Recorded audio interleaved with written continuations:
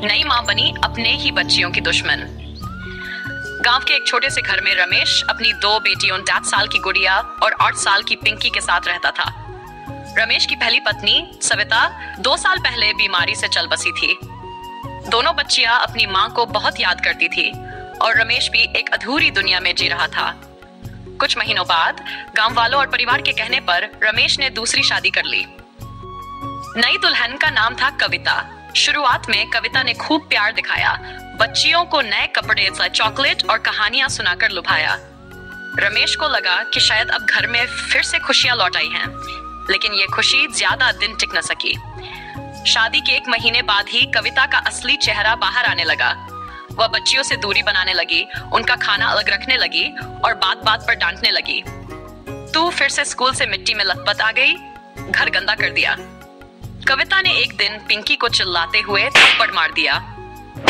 गुड़िया डरकर चुपचाप खड़ी रही, लेकिन उसकी आंखों में आंसू थे। रमेश जब घर आता, कविता सब कुछ उल्टा बताती। आपकी बेटियां मेरा कहा नहीं मानती, खाना फेंक देती हैं और मुझसे बदतमीजी करती हैं। धीरे धीरे रमेश भी बच्चियों से कठोर होने लगा, उन्हें सजा देता, डांटता और उनकी बातें सुने बिना कविता का पक्ष लेता। एक दिन स्कूल में एक प्रतियोगिता थी जहां बच्चियों को अपने माता पिता के साथ आना था। गुड़िया और पिंकी ने कविता से बहुत मिन्नतें की। माँ प्लीज चलो ना, सबके मम्मी पापा आ रहे हैं। कविता ने ताना मारा, तुम्हारी असली माँ मर गई, मैं क्यों जाऊं तुम्हारे संग। दोनों बच्चियां उदास होकर अकेले गई और एक कोने में बैठकर रोती रहीं। स्कूल की टीचर को यह सब देख दुख हुआ। उन्होंने रमेश को स्कूल बुलाया और सच्चाई बताई। पहले रमेश ने यकीन नहीं किया, लेकिन जब उन्होंने बच्चियों के चेहरे की उदासी और उनकी आंखों का डर देखा तो कुछ टूट गया उसके अंदर।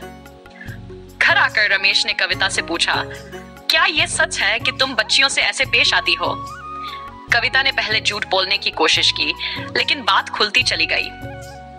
पड़ोस की बुआ ने भी गवाही दी, मैंने खुद देखा है कविता को बच्चियों पर हाथ उठाते हुए। रमेश को बहुत पछतावा हुआ। उसने कविता को समझाया, अगर तुम्हें मेरे बच्चों से प्रेम नहीं तो तुम्हारा यहाँ कोई स्थान नहीं। कविता गुस्से से घर छोड़कर चली गई। रमेश ने बच्चियों को गले लगाकर कहा, माफ करना बेटियों, मैंने तुम्हारी बातें नहीं मानी, अब तुम्हारा दर्द समझ आया है। गुड़िया और पिंकी अपने पिता से लिपटकर फूट फूट कर रोने लगी। अब उनके आंसुओं में डर नहीं, राहत थी। कुछ समय बाद रमेश ने बच्चियों को अच्छे स्कूल में दाखिला दिलवाया, खुद नौकरी ढूंढी, खाना बनाया, उनके बाल संवारे और हर रात सोने से पहले उनकी माँ की कहानियां सुनाया करता। सीख, हर रिश्ते में प्यार और समझदारी जरूरी है। नई माँ बनकर आने वाली हर महिला बुरी नहीं होती, लेकिन जो बच्चे पहले से घर में हैं, उनका हक और सम्मान छीनना किसी को भी अधिकार नहीं है।